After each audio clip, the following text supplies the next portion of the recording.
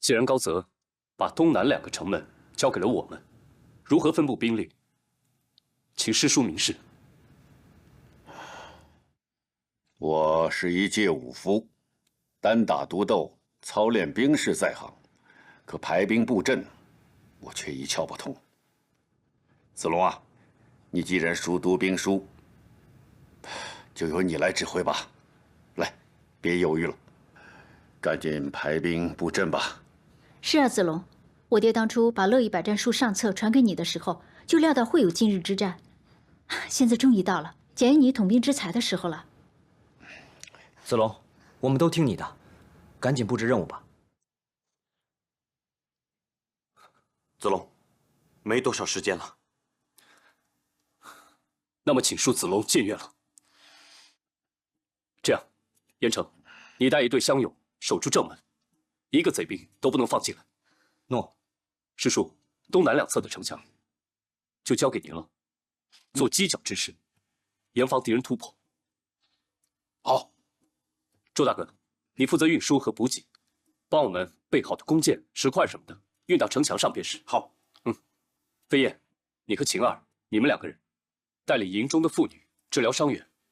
如果一旦城破，按照计划后撤，分兵拒马。是，是。师妹，你就在城里面见机行事，哪里需要你就支援哪里。是。青衣呢？算了，没事。大家赶紧做准备吧。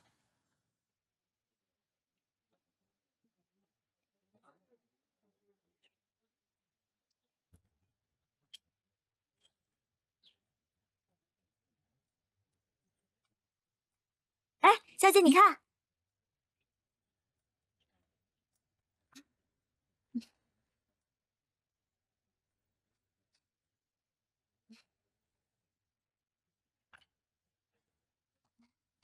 师傅，麻烦您把这杆枪的石头枪头取下，换成青铜的。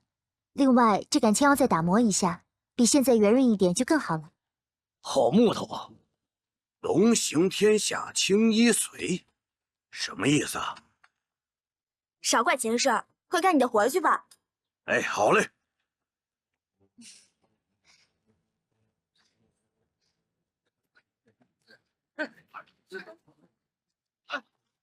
我还听说赵子龙有一杆枪，正是我家小姐所赠，在枪上刻着“我让你不要再说了，你没有听到吗？再说的话，一刀劈了你！”好，加把劲儿！高将军，我敬你是一条汉子，怕你在真定县的英名受损，不想你被人指指点点，才一再相劝。若是有百姓说，威望极高的县令大人连自己的妻子都看，闭嘴！喊呢？你对我喊算什么英雄好汉？你有本事对赵子龙喊去！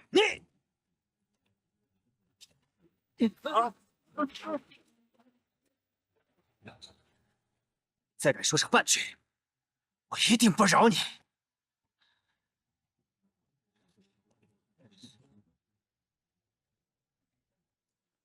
就这样，大伙明白了吗？明白。明白了。哎，等一下，赵大哥，我还有一些重要的事情要说。我怀疑县城内有勾结山贼的内奸，所以还望大家小心谨慎。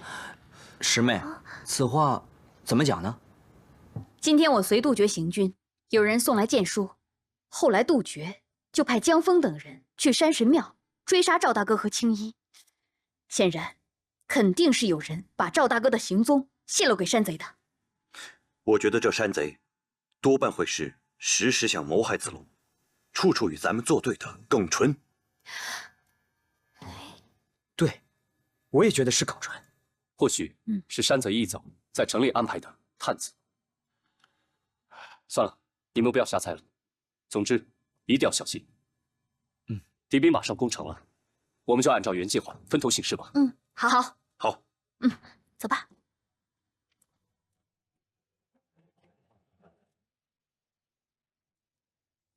子龙，青衣，你去哪了？我呢，去做了一件非常要紧的事。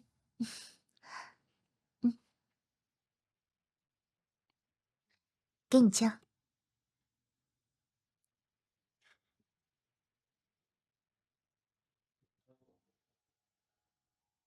换枪头了？当然了，那个石头枪头啊，还是不够锋利，也不是很坚固，青铜的就好一些。你这个大将军马上就要沙场杀敌了，兵器不趁手怎么能行？我家小姐啊，几天前就开始帮你定做枪头了。青衣，什么事你都想得这么周到？我也不想替你费心啊，只不过你这个大将军太忙，对自己又懒又粗心，我就只好多费点心了。正因为有你在啊，所以很多事我都不用自己操心，还不是你纵容的。好啊，你还怪上我了。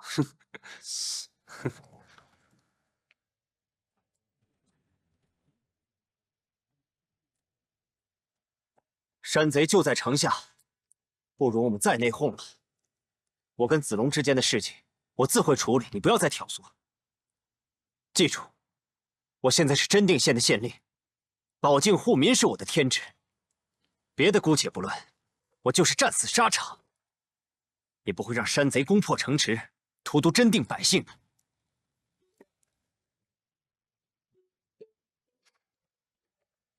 保卫城池，凭智勇或许可一举而定，而保卫爱情要艰难得多。我得有耐心去等待，去争取才行。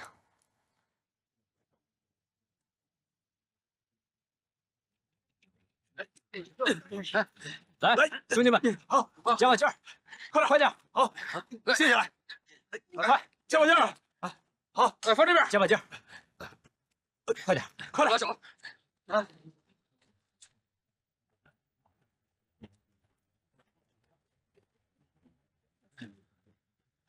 快点！哎，你们几个去那边，走，其他人跟我走。走。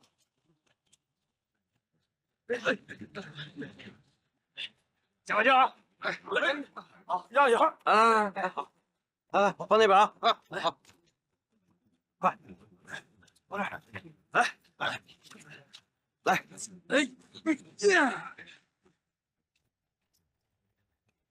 师妹，我和子龙几次最危险的时候，都是你救了我们，真是谢谢你啊！本来啊，我是想杀了杜绝之后再逃离虎牙山的，没曾想救了你和赵大哥，这样就更值了。唉，我受了那么多苦啊，一下子全都忘掉。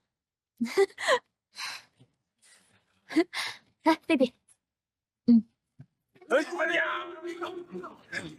来，给着，好，快点啊！啊，动作快点！往这边来了，倒进去。来，动作快点！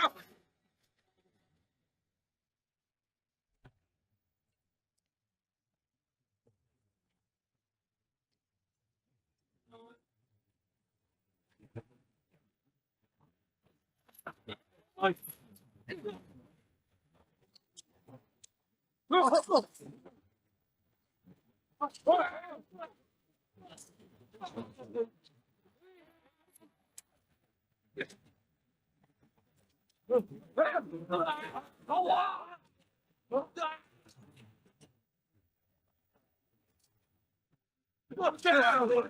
你们两个把衣服脱了，还有你们两个也脱。归我，快，接着。拿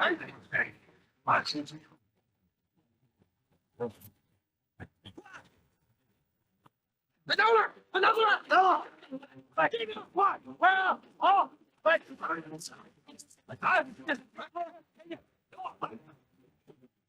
点上。听我口令，1、2、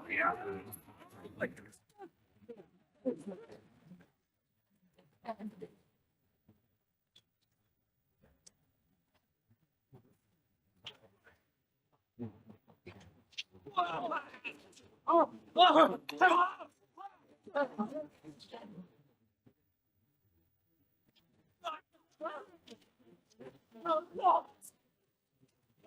兄弟们，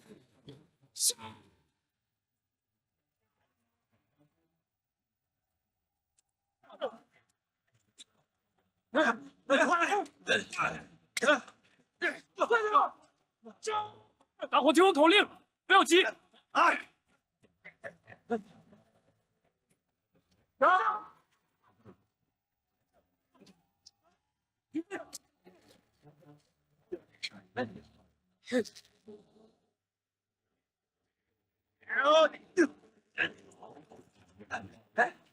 放进。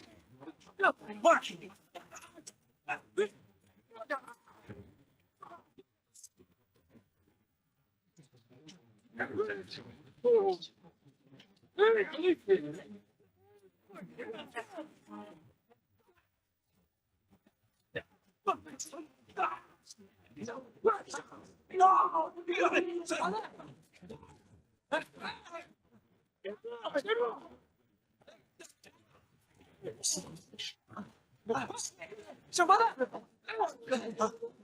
快点！小麻袋，快！哎，麻袋！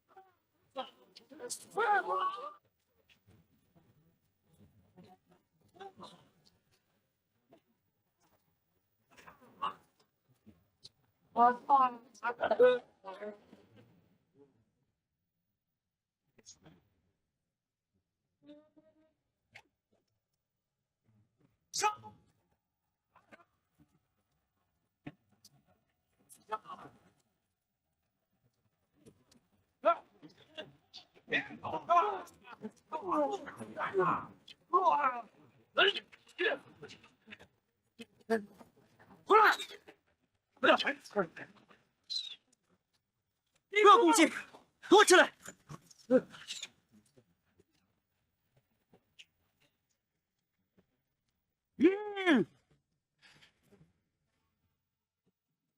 梯队，给我冲！快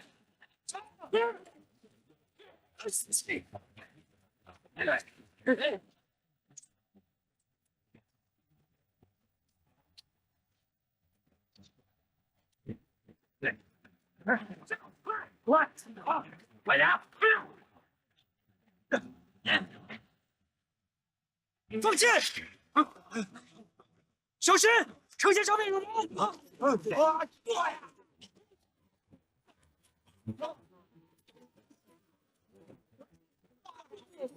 射杀城下贼军！放箭！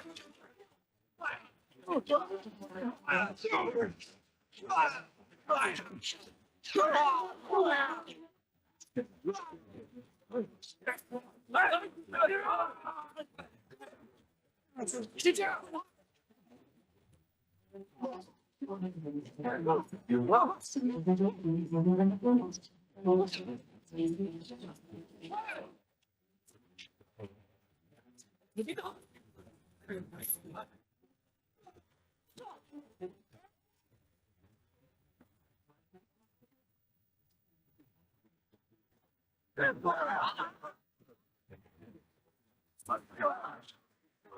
冲这头掩护！把弓给我！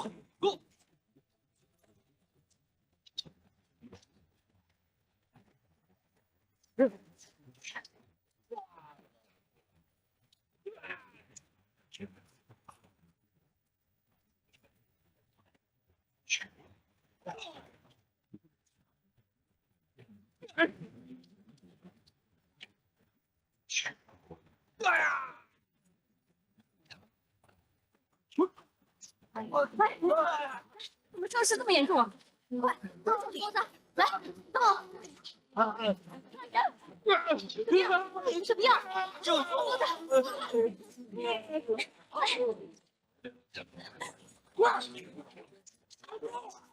怎么样？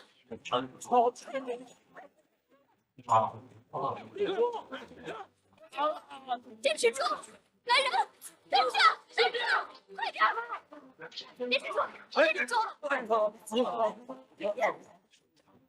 住，坚持住！坚持住，坚持住，坚持住！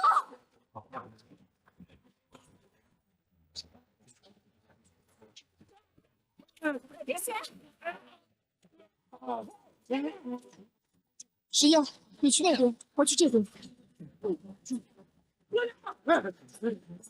度快点！快到那边去。小心！等一下。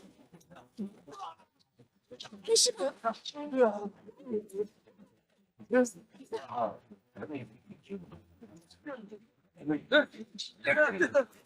小心，小心点，慢点。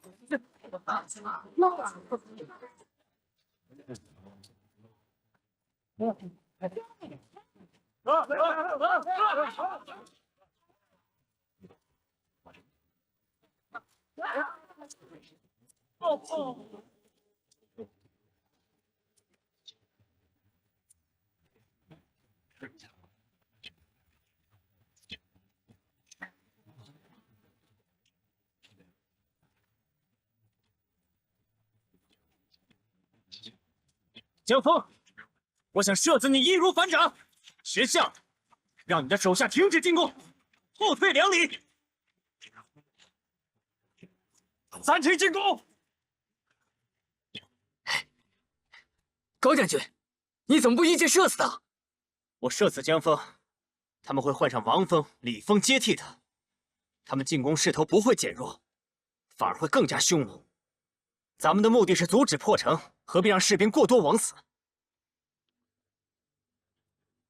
高将军在这个时候还能悲天悯人，在下佩服。杜绝现在在南门督战，那边战事肯定很激烈，你带人过去支援他们。这边我一个人能应付。这战事现在如火如荼，别再跟子龙他们较劲了，快去支援吧。诺。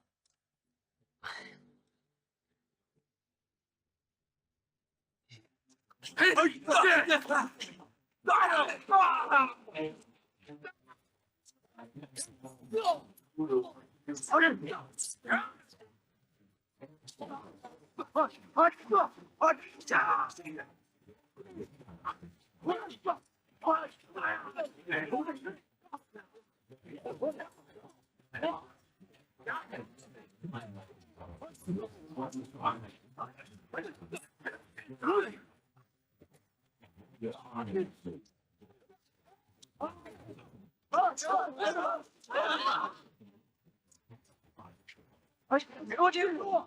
给我顶住！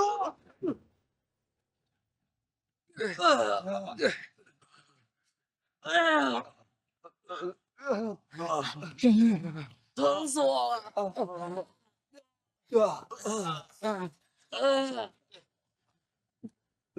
往下走，忍一下。救救我！我的腿！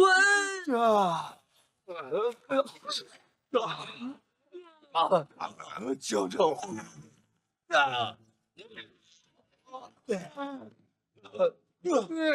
喝水。疼死我！谢谢。我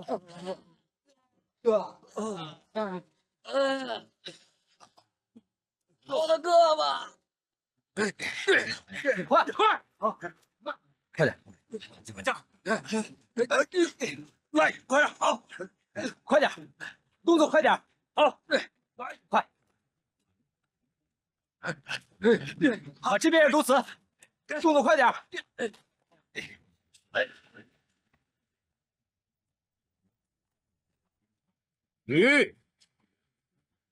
大把手！啊！前点！啊，走！队长，嘿，赵子龙呢？再来，快点！救治伤员去了。这边来了，快！这怎么回事？加固城墙，防止山贼进来。啊！真是胆小鬼！北门山贼根本不堪一击。快点！来呀！来人！给我撤！不能撤！我是官军，这里我说了算，谁敢违反军令杀无赦？来呀，给我撤！我是官军，这里我说了算，谁敢违反军令杀无赦？来呀，给我撤！这是回事？不是，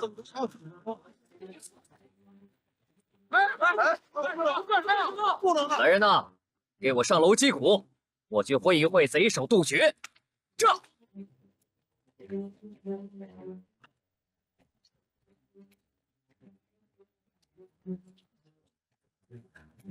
快去通知子龙和石叔，快去！诺。快，快！后边的跟上，后边跟上，快点！你们几个快点！哎，有人击鼓了！来了，有人击鼓了！何人击鼓？有人击鼓了！击鼓！快，东城搬开了堵城门的沙石，他要出门应敌。这么危险！春，成事不足，败事有余。周大哥，集合兵力。好，师叔，咱们走。走。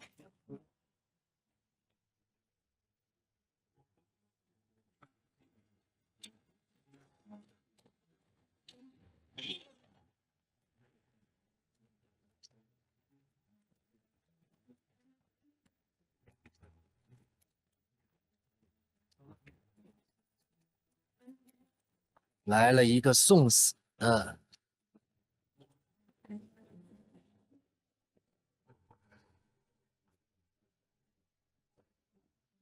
拒敌者死！给我冲！这。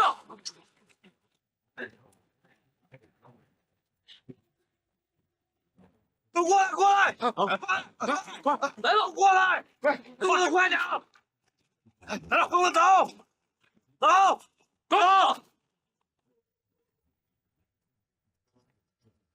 下。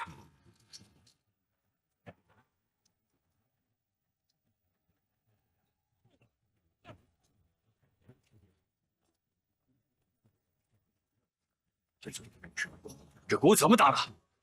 我来打！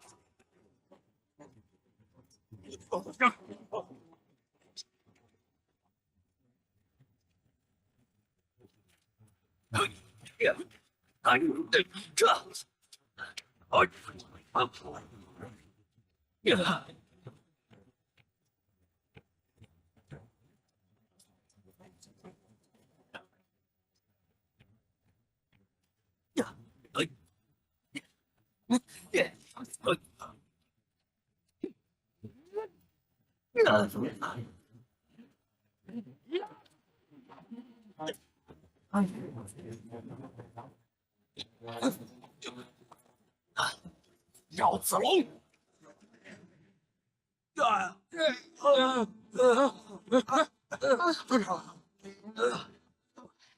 飞燕姐，水来了，给。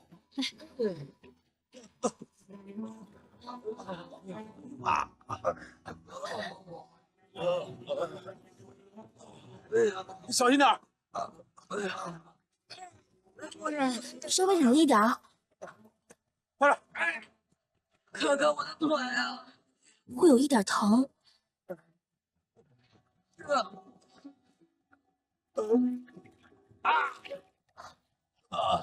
仗打得这么惨，不行，我得去看看子龙。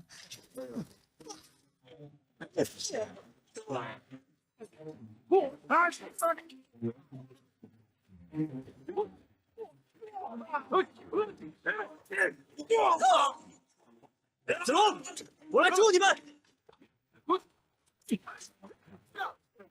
接我一招！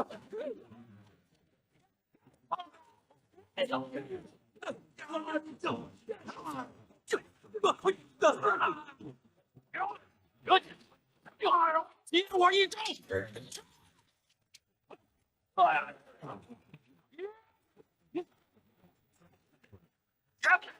好接了！哎哎哎！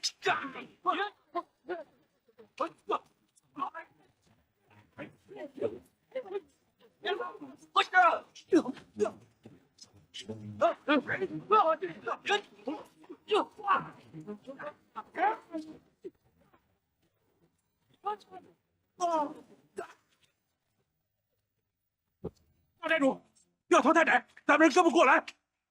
建成，给我团团围起来！快死了！我们走。走。鱼。陆杰，哪里跑？不要追了！咱们就这么一些人，一出城门就像羊入虎口。走吧。快关城门！你还滚回去！关城门！关城门！关城门！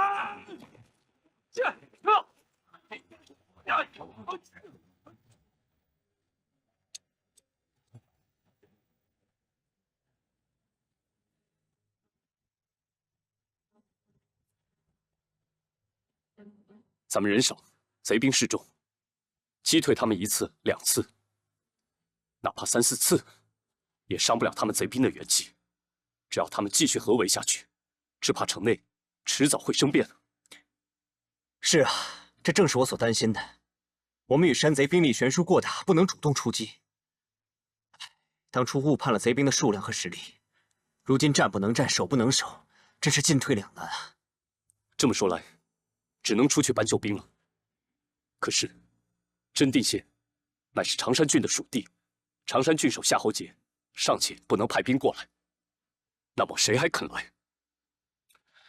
夏侯杰之所以不肯派兵，是顾忌袁绍、公孙瓒、韩馥3个诸侯，毕竟夹在诸侯之间，稍有不慎就会被他们吞并。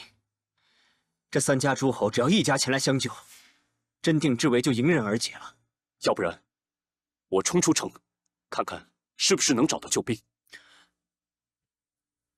那你打算去哪儿搬救兵呢？快跟上！跟上！快跟上！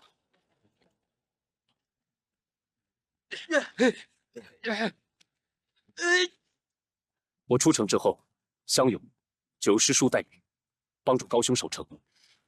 在回来之前，无论如何，这县城绝不能丢。子龙，你放心吧，高泽还有一口气在，真定县绝不会丢。我担心，并非所有的人都和你想的一样。子龙，我向你保证，在你出城这几天里，耿纯如果敢为难相勇，我一定宰了他。不管发生什么事情，我宁可舍了性命，也一定会把县城牢牢守住。谢高兄，太客气了。你们4个人出城，是不是人数太少了一些？兵在精而不在多。这一次冒险突围，人多了反而不方便。来，药呢？药呢？哎呦，一会儿就好。别忍着点啊！再忍忍。师妹啊，子龙找你，找我什么事儿啊？没看我正忙着吗？我也不知道他找你什么事，你去了不就知道了吗？好吧，我这就过去。救救我！我的腿看不见，看不见了。药呢？药呢？一会儿就好。忍忍。再忍忍，马上就好。忍一下。来了来了，交给我吧。轻一点，慢点，把手点。救救我！今天柳慎真是奇怪，平时只要一看到飞燕有没有话都能说上半天，今天可真反常。面对意中人，怎么视若无睹呢？青衣，你要是再这样取笑我，我可就跟你翻脸了。嗯，交给我吧。轻一点。青衣，你说子龙跟师妹还有我哥，他们今天有什么事儿啊？照理说，子龙早就应该进来看看这些伤员了。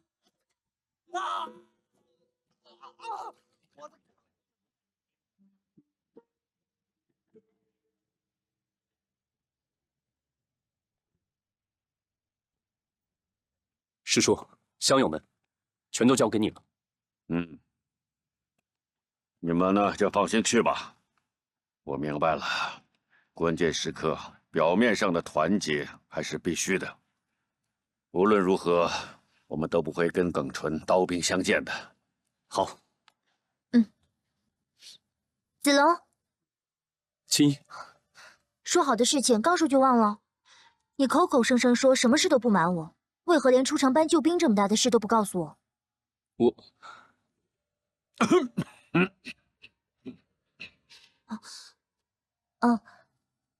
军情非同儿戏，是得保密谨慎。尤其你作为襄阳主帅，更得谨言慎行。我支持你，是吧，李叔？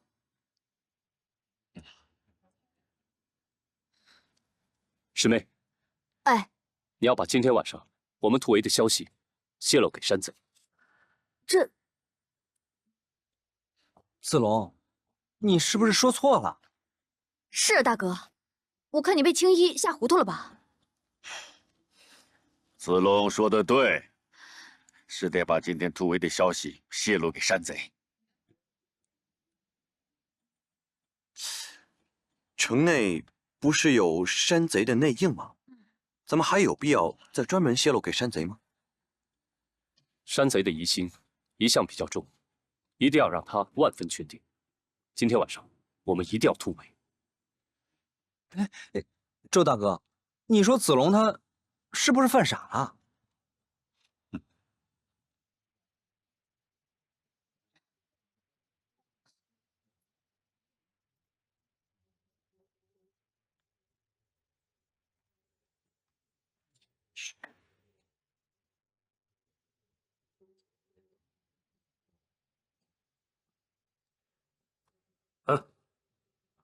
来，你看，这城里人知道这真定县早晚会被咱们攻破，现在他们已经开始准备后路，想要开始突围了。啊，这上面有没有说可能在什么方向突围？呀，这倒没有说。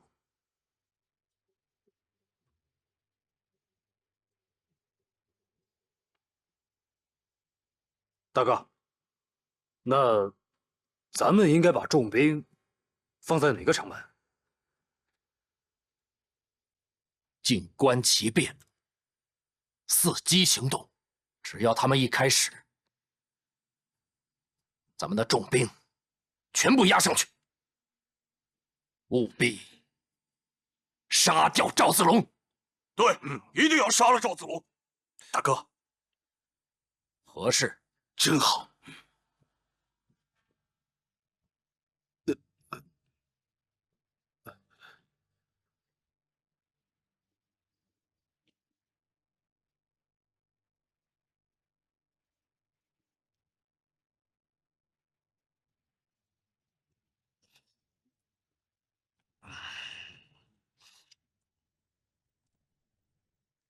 李校尉，时辰到了。击鼓。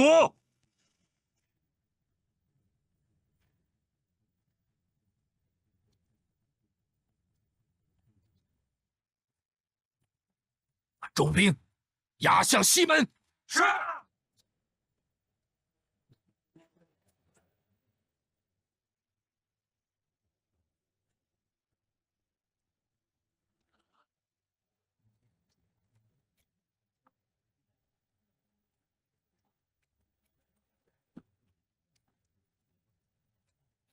弓箭手准备上。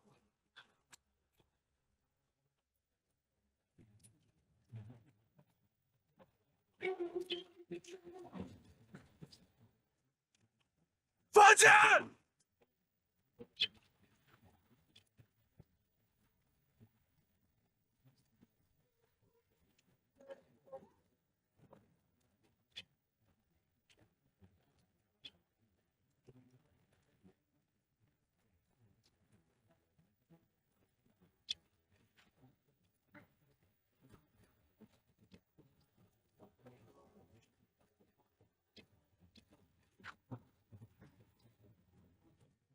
停！停！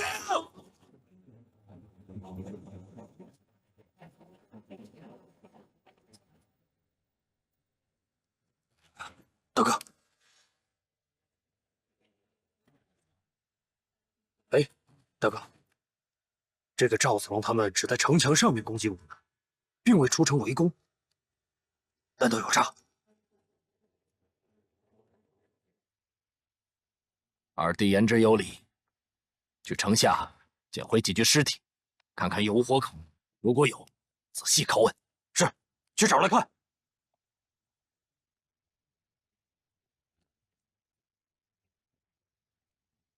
去！吁！大当家的，假的！娘的，稻草，拿去喂马。是。报！大寨主，不好了！有几个人从城墙东面逃走了。调虎离山，声东击西，咱们又中了他们的奸计了。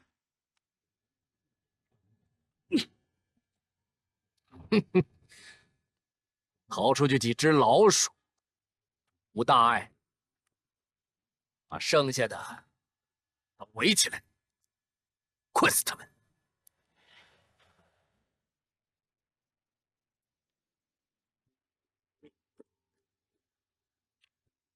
子龙，你怎么这么开心啊？咱们一行5骑，不但顺利的突围，看来一定是上天护佑咱们，让我们迅速的搬来救兵。不但解了真定之围，就连虎牙山的匪患也解决掉了。说起这个我就有气。你想从公孙瓒那搬救兵，宝月可是我的师姐，你居然都不让我去，你想越俎代庖啊？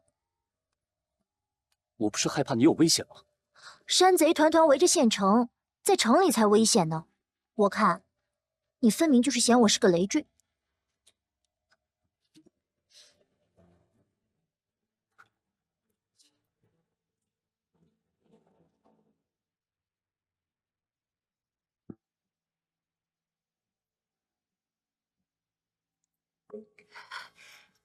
这个杜绝也够笨的，3000兵马，连区5个人都挡不住，愣是让赵子龙给突围了。不要再处处敌视赵子龙了。他为了避开你，都出城去了，你还想怎样？杜绝最头疼的赵子龙不在城里，下一步他可要集中兵力攻城了。你一定要与湘勇配合好，记住，千万不能让山贼攻进县城，荼毒百姓，这已经是我最后的底线了。这帮贼兵随时还有可能再次攻打县城，援兵晚来一刻，县城就多一分危险，咱们一定要抓紧。周大哥，按照原计划，你到冀州去找冀州牧韩馥，请他迅速派兵支援。不管他应允与否，2天以后，我们都要在这里会合。明白，我快马加鞭，速去速回。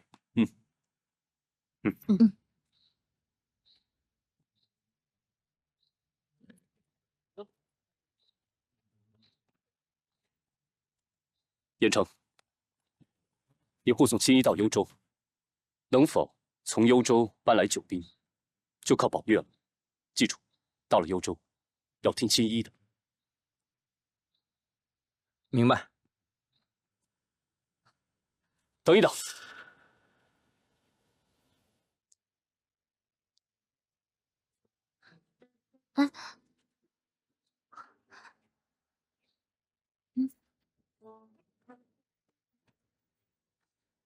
你干嘛？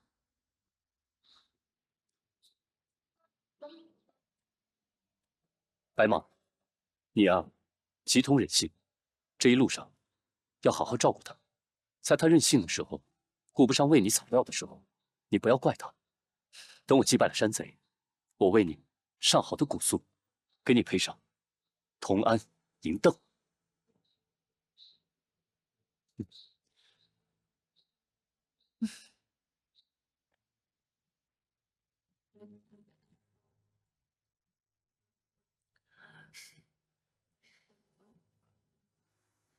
赵子龙成功突出重围，杜绝他一定会恼羞成怒。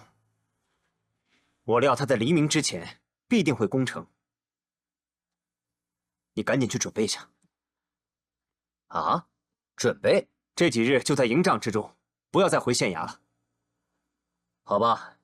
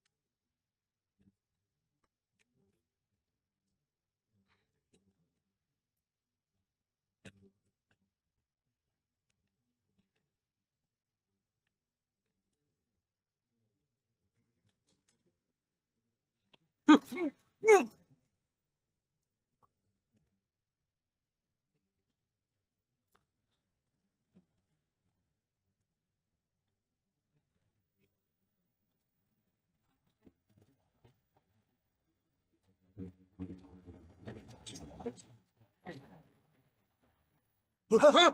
怎么回事？怎么回事？出什么事了？快进来！起来！起来！把门怎么开了？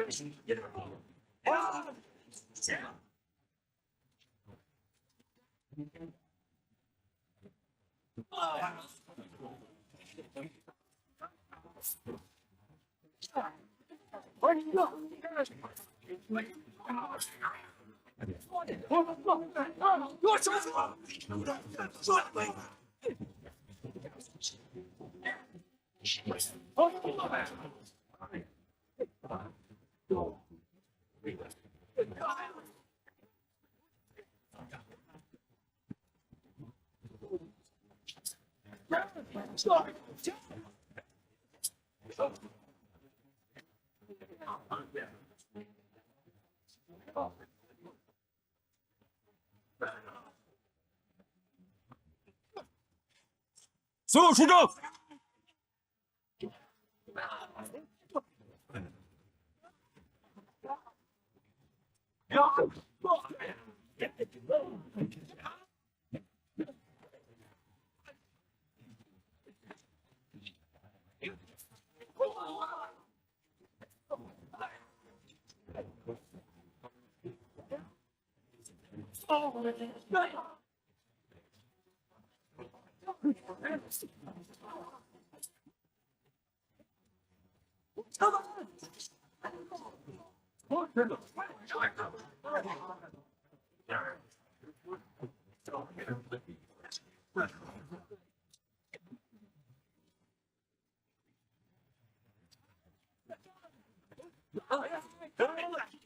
都住手！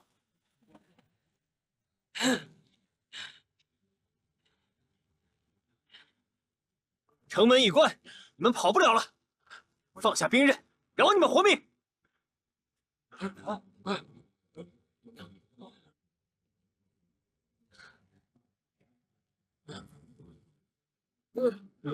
放下！放下！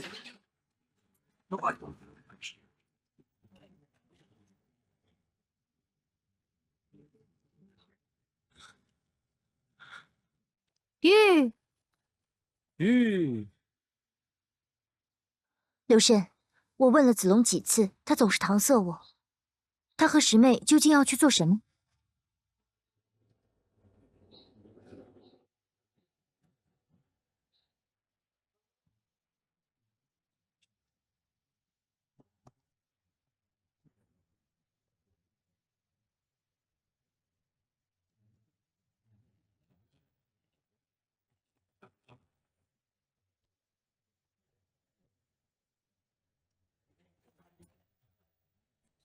糟了，中计了！哎！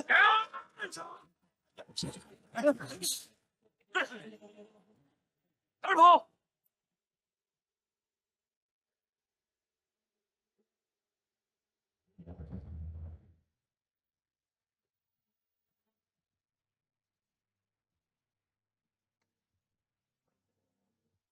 来得好啊！早就料到你会前来行刺于我，果不其然，你的胆量可真不小啊！是谁？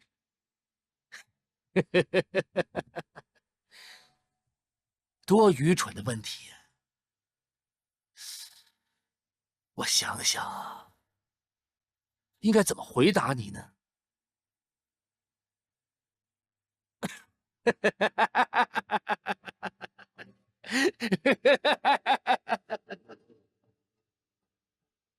去问阎王爷吧！杀！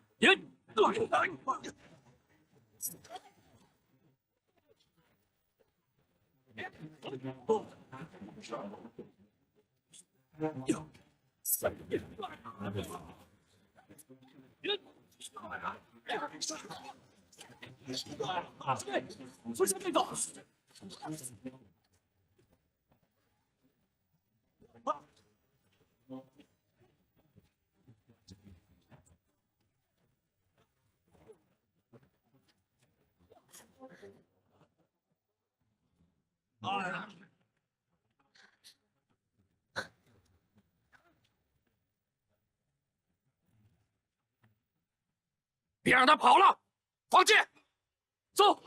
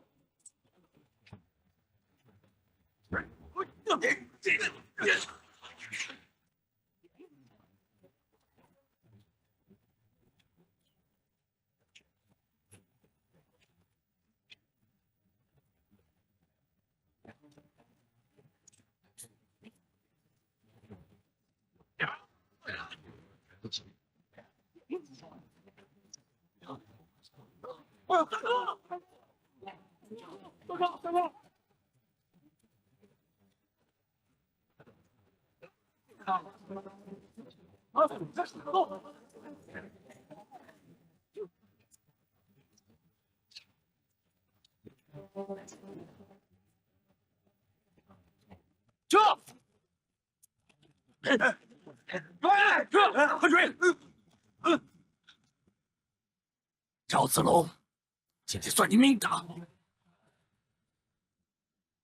哎呀，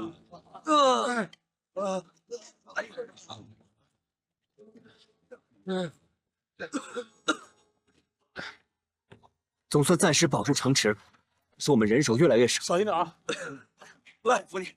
哎呀，这么跟贼兵打消耗战，我们越来越没有拼命的本钱了。只盼着子龙能刺杀了杜绝，最不济，我们也要从冀州或幽州前来援兵。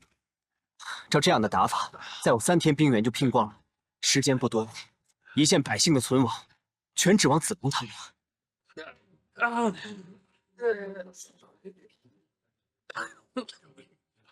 这样，走，好。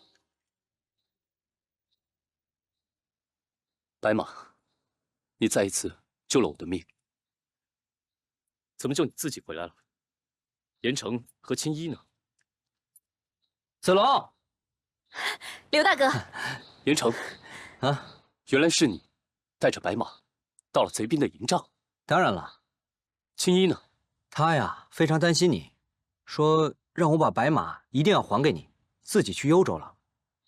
一个人啊？看来这个白马呀，又救了你和师妹，你和青衣相处又关爱，看来很有用嘛。那当然，青衣啊，可是咱们大哥的福星呢。哎，可真有望夫之相啊！好了，形势都这么严重了，你们两个还斗我。今天没能杀了杜绝，功亏一篑。哎，杜绝说他早就料到咱们会刺杀他，那这个人是谁？难道是山贼内部的人？山贼内部不可能有此等计谋的人，要不然他们早成气候了。或许是城内和山贼勾搭的内奸。要我看啊，就是耿纯，他怎么这么坏呀？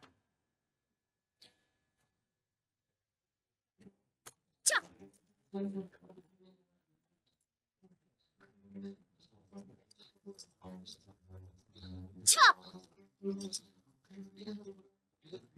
撤！撤！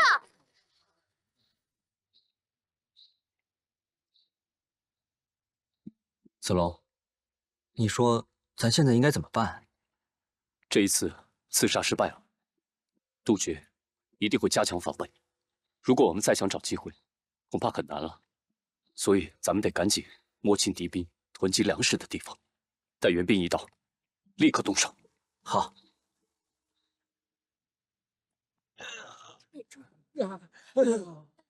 好了，你去照顾其他人吧。感觉好点了吗？行，这几天尽量不要活动。哦，已经好多了，放下不用。我再给你上点药。擦擦汗吧。哦。轻点，轻点。小心，忍着点。再忍忍啊，没事。怎么样？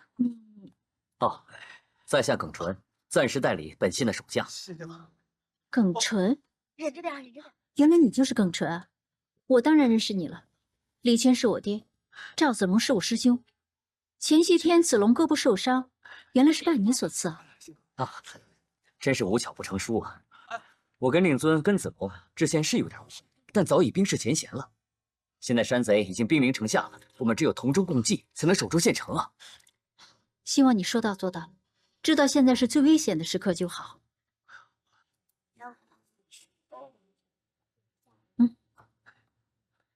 谢谢。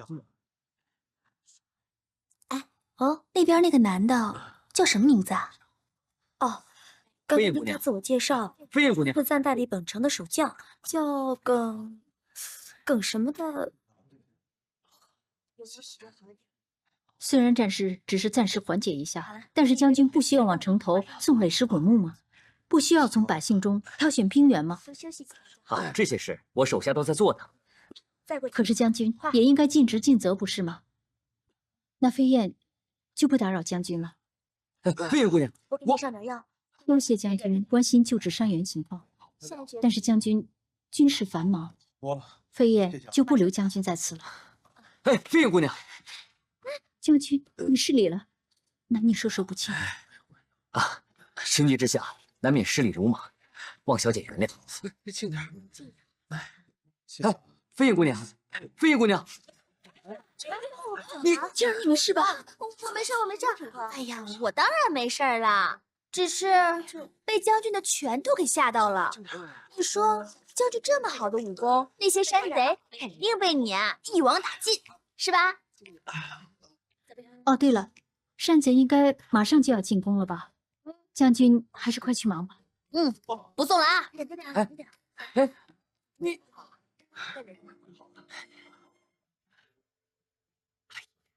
是。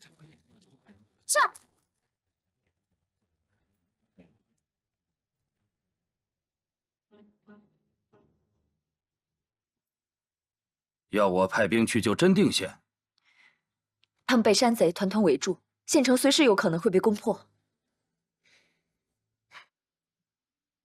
现在袁绍、韩馥才是劲敌。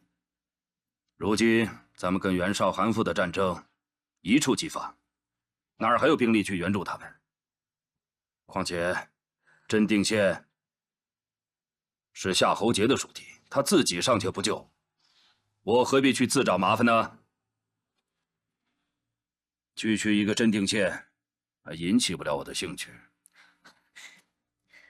爹，咱们只要派出1、2千的兵士，就可以帮真定县解围。1、2千的兵力，对咱们来说只是9牛1毛啊。抱怨1、2千兵士尚在其次，我怕跟虎牙山山贼结下了仇。要按平日里，这帮山贼我正眼瞧都不瞧。可是再过几天，我们就要跟袁绍、韩馥决战了。如果这帮山贼在背后捣乱，那对咱们就得不偿失了。所以，真定之围，咱们不能救啊！爹，不用再说了，宝月，平日里你说什么，爹都依着你。但这件事关系到咱们在决战中能否取胜，所以无论如何，爹都不会答应你的。爹，你再想想啊！好了，这件事没有商量的余地，你去吧。见了青衣，就说我不在幽州，搪塞过去就是了。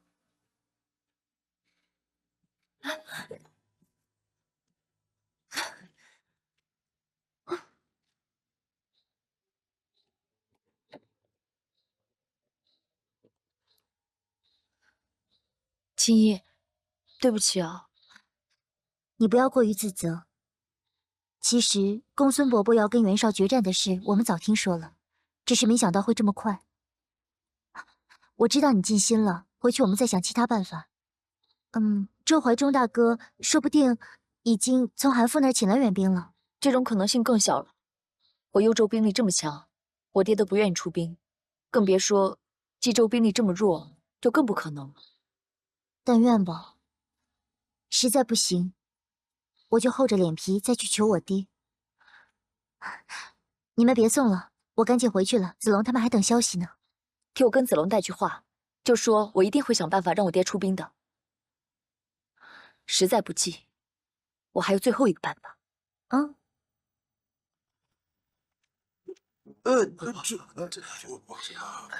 3天了，已经攻打了3天了，3天了，知道吗？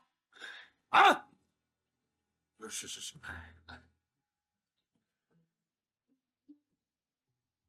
他们的官军加上乡勇不足500人，而我们呢，3000人。3000人，均奈何不了500人。饭桶，都是饭桶！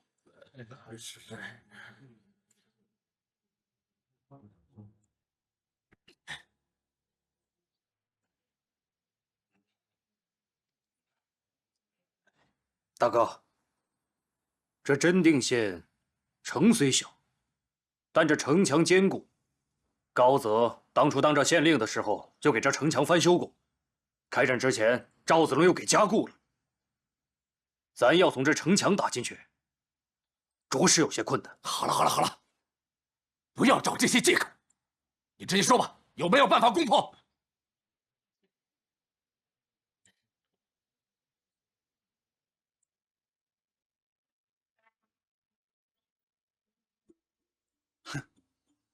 有了。既然这强攻不行，那咱就巧取。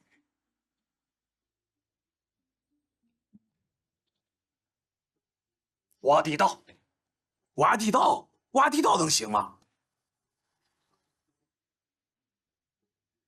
哎，大哥，挖地道是个好主意，我去。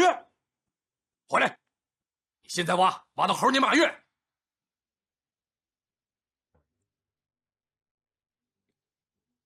大哥，这你就有所不知了。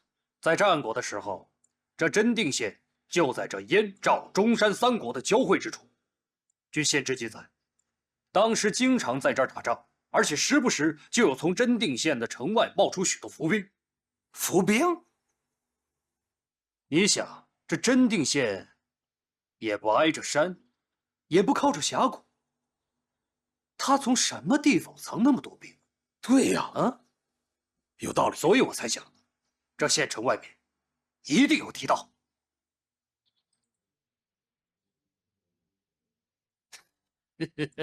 分析的好，分析的好！你们赶紧去找地道，找到地道者，重重有赏。老吴，大哥，带他们去。是大哥，走走走。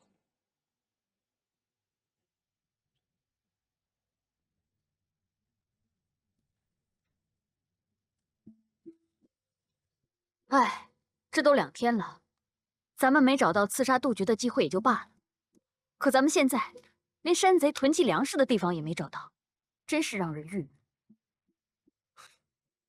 因为山贼的底细，你知道的太多了。杜绝和江峰一定会处处的防备，尤其是粮草，肯定会转移到一个比较隐蔽的地方。现在，城里是越来越危险了。